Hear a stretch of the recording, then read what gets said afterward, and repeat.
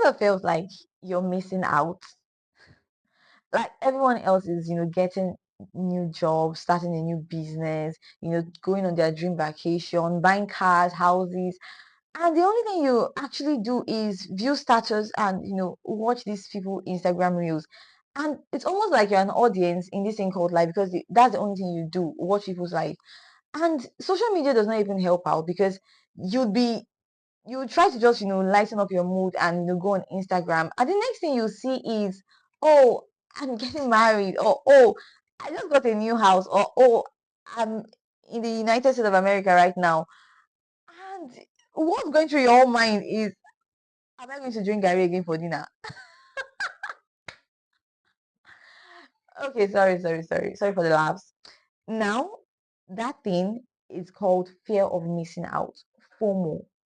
And let me tell you, FOMO is the biggest joy stealer that has ever been created or that ever existed.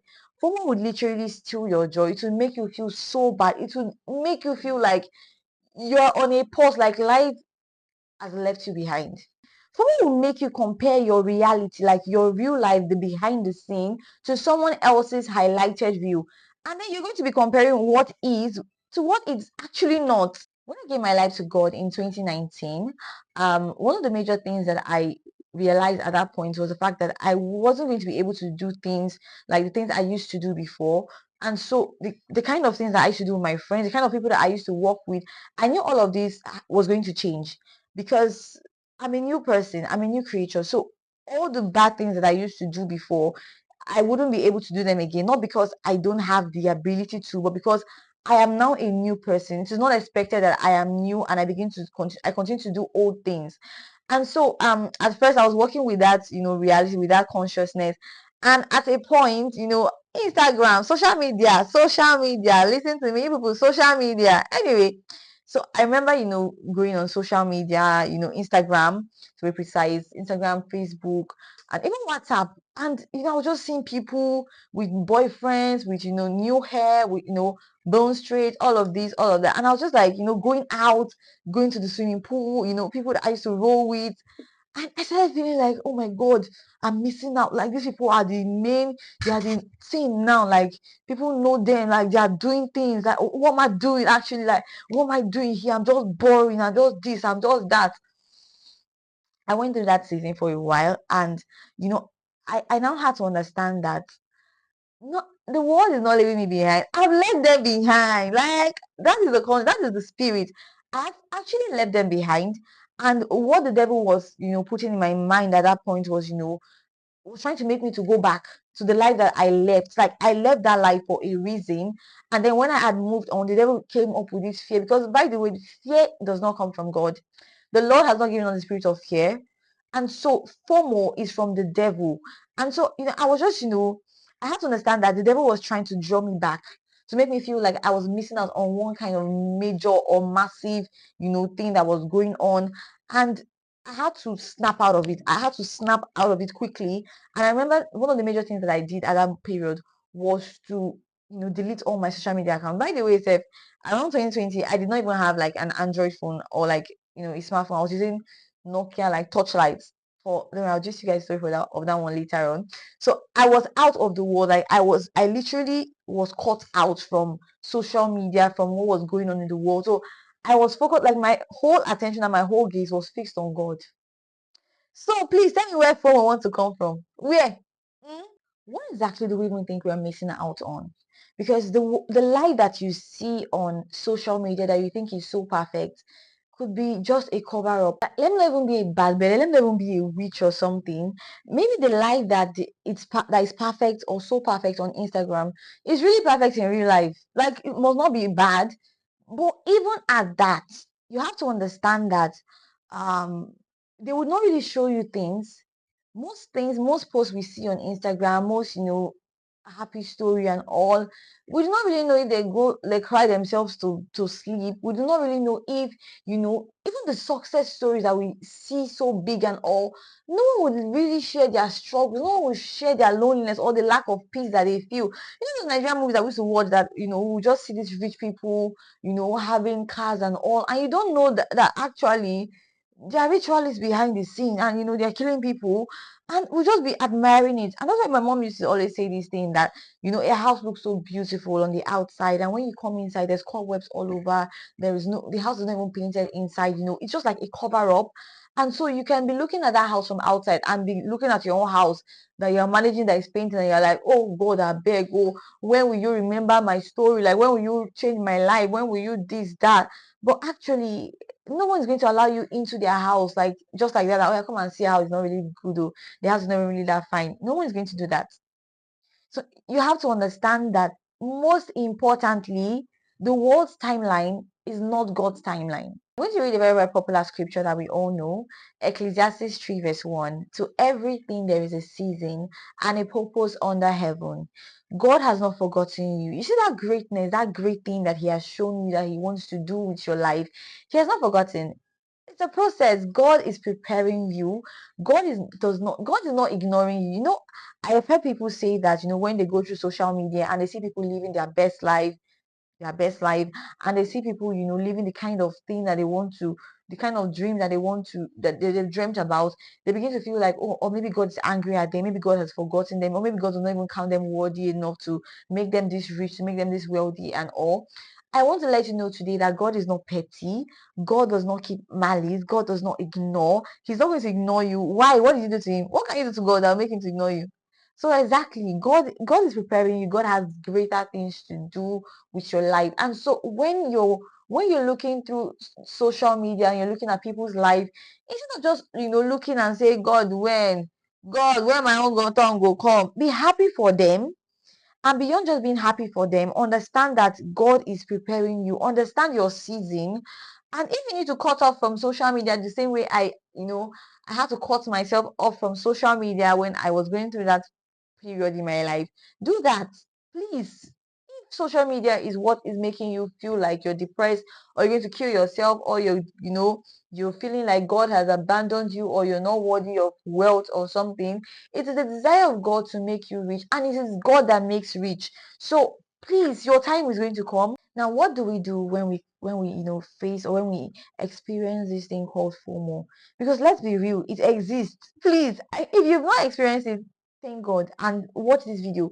And by the way, tag someone right now to come and watch this video so you guys can learn together. So what do you do when you experience this thing called FOMO? Number one thing to do is to shift your focus. Shift your focus from things that you don't have to what God is doing now. There's always a purpose in every season of our lives. Ask God, learn to ask God, what do you want me to do in this season? Like, what exactly is this season for? What am I supposed to be doing? Am I supposed to be praying? Definitely, we're meant to pray at every point in our life. But am I meant to be, doing something? Am I meant to be, starting this thing? Should I, just ask God? I had to, learn to ask God, that God, especially in 2019, 2020, and I think 2021, I was in this period where I had to ask God, I had to come to God, that God, what exactly is this season for? Because first of all, I told you, I sold my phone, so I was alone with God. So I had to prepare. I had to ask God, God, what's this season for? What am I supposed to do? What do you need me to do in this period? So that no season should be wasted. So you wouldn't waste your time, experiencing FOMO when you should have been building for a time where God is taking you, like for when the prayer you've been asking finally become answered. You have to be prepared, so that God does not place something so big and massive in your hands when you're not prepared for it yet. The second thing to do when you're experiencing FOMO is gratitude. Child, nothing kills FOMO like gratitude, because you keep thanking God for what He has given you now. Your perspective will shift. It will literally shift, because you're no longer looking at what you don't have, but you're looking at what you have, and you're thanking God for what He has given you. And you know, God feeds, like, God feeds on gratitude, on praise, appreciation. So when you thank God for today, you thank God for what you have, thank God for what He has given you, you rest assured that He's going to do more. Not because you've just thanked Him, but because He was even going to do more, whether you like it or not. But when you practice gratitude, you begin to poison FOMO. FOMO begins to die gradually. It begins to die. You're not feeding FOMO, because what feeds FOMO actually is the whole God, when is it my turn? Complaints, murmuring. Those are the things that feed FOMO. So when you do the opposite, when you practice gratitude, you're killing, you're squeezing, you're suffocating FOMO. So the third and final thing to do is to trust God's timing. I've already said this before. When as long as God has promised that He's going to do something, then just trust that He's going to do it. It will happen, but not in your own time. It's going to happen in God's time, according to His timeline, according to what He has said He's going to do in your life. Because the funny thing is that we think we know our life, we think we have the manual, sorry, we think we have the manual of our lives, but actually that manual is in God's hands, and He has it in mind. He has you in mind.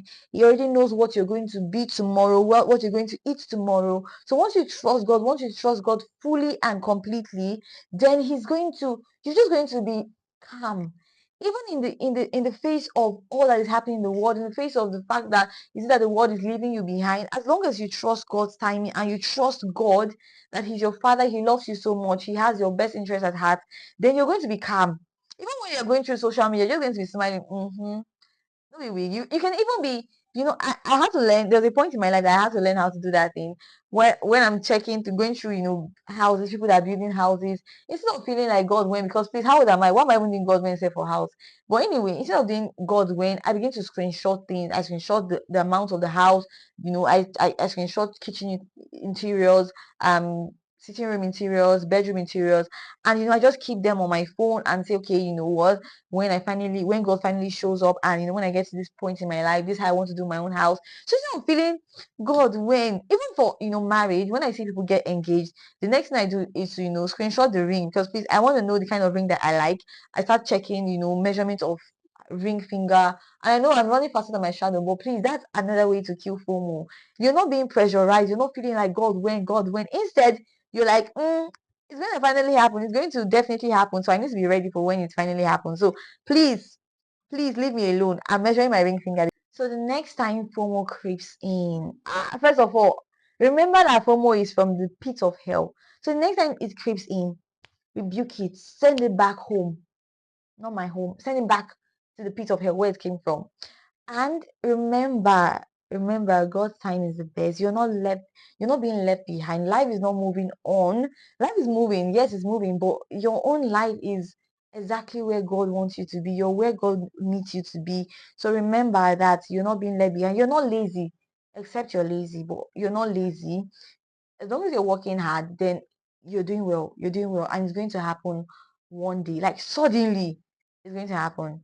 So if this spoke to you, if this video, I know it's very, very short. I don't know if it's short yet, but if this video spoke to you, and you enjoyed the video, and you felt this before, or you're even presently experiencing this FOMO, let me know in the comment section. If you've experienced it before and you're able to overcome it, let me also know in the comment section, so you can teach us. We are all learning every single day. So I'll see you guys on the next one. Don't forget to share this video with your friends, to like, to comment, and to subscribe. Remember, this is almost February ending. We've not gotten to 500 yet. What is going on? Please, 1000 before me. I'll see you guys on the next one. Bye.